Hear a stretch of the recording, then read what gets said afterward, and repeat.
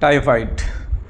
Typhoid एक ऐसा बुखार है जो आलूदा पानी, इसी तरह की सब्ज़ी, गले सड़े फल, कच्चे दूध, बहुत सारे लोग दूध में पानी मिलाकर उसको गाढ़ा करने के लिए किसी तालाब का पानी ले लेते हैं जिसके अंदर इसका बैक्टीरिया मौजूद होता है, या ऐसी मछलियाँ जो कि रुके हुए तालाब में जिसका पानी गंदा हो उसका इस्तेमाल करने पर इसका बैक्टीरिया जिस्म में दाखिल हो जाता है और आंतों में पहुंचकर यह बुखार पैदा कर देता है।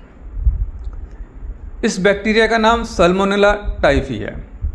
ये बैक्टीरिया जब जिस्म के अंदर दाखिल होता है तो लगभग 4-5 दिन से लेकर 14 दिन तक कोई ख़ास परेशानी नहीं होती।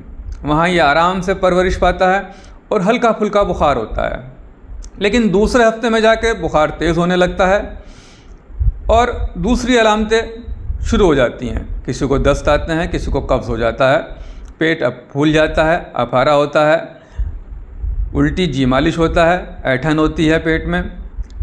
इसके अलावा हाथ पैरों में दर्द हो सकता है, पट्ठों में दर्द होता है।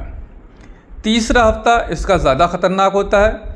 अगर सही से इलाज ना किया जाए तो इसमें आंतों से खून भी आ सकता है।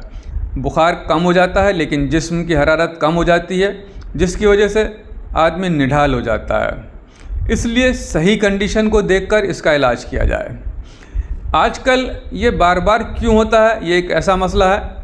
इसकी ख़ास वजह है वो एंटीबायोटिक दवाएं जो डॉक्टर्स इसके इस्तेमाल के लिए कराते हैं, उनका इस्तेमाल लगातार इसको रेसिस्ट कर दिया गया है। यानी वो दवाएं इस बैक्टीरिया पे कोई काम ही नहीं करती।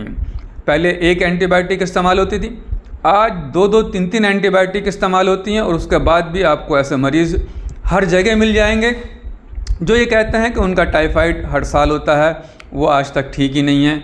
बार बार उनको ये प्रॉब्लम्स फेस करनी पड़ती है जिसकी वजह है उन दवाओं का रेसिस्ट हो जाना। यूनानी तिब में अगर इसका इलाज किया जाए और सही टेक्निक से इसका इलाज किया जाए तो इन चीज़ों से बचा जा सकता है। इसके लिए यूनानी तिब में जो मेडिसिन है, दवाएं हैं और जो ग़िज़ा है उसका ख़ास तौर से ध्यान रखना पड़ेगा।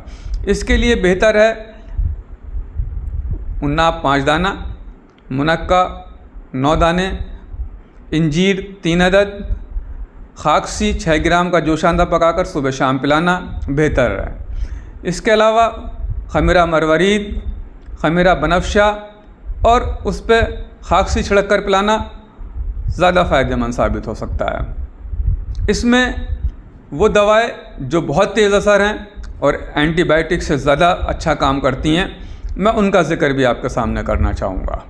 उनमें है हड़ताल वर्किया, गंधक आंवला सार, कुश्ता गौदंती, गिलो, फिटकरी, हल्दी।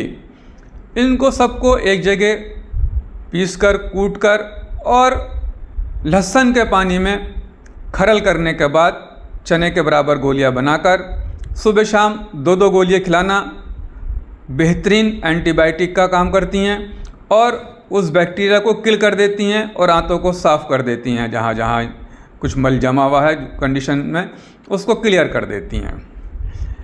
खाना इस पीरियड में बहुत ही ज़्यादा ध्यान रखने की चीज़ है। अगर गाय का दूध शुरुआती दौर में इस्तेमाल किया जाए तो बहुत बेहतर होता है। साबूदाना, खिचड़ी, अरहर की दाल का पानी, मूंग की दाल, चपाती, बकरे का शोरवा चपाती के साथ खाना बेहतर होता है।